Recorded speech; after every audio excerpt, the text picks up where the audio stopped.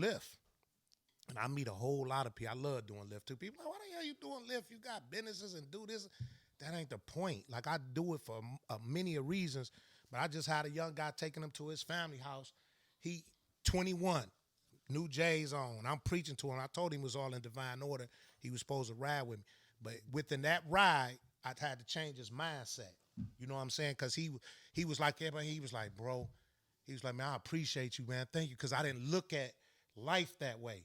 I said, yeah, you probably got about 50 pair of shoes at home. You only can put on one pair at a time.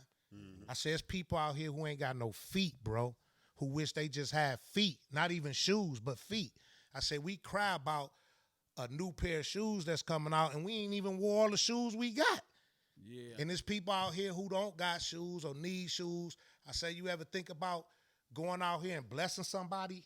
I said, yeah, you work, earn your money. I said, but sometimes take the time out to see who you can help instead of taking that money to buy something else you don't even need. You got a closet full of clothes, shoes, you get your check, you like, oh, I need them new J's that's coming out. Why? That's some selfish shit. And I say, now I'm going to ask you, when the last time you helped somebody? He was like, man, I never done that. I was like, man, change your mindset, brother. I said, God is blessing you to have all this stuff, but he also want to test you to see, are you a giver or are you just a taker? So he blessed you to have all these options, but what are you doing to give back? And he was like, man, he didn't even want to get out the car when we pulled up.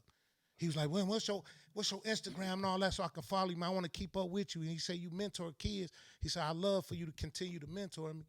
And I'm so humble. I said, listen, this I called out. Like, I love what I do because when you can reach this young youth, see, the whole key thing nowadays is changing their mindset.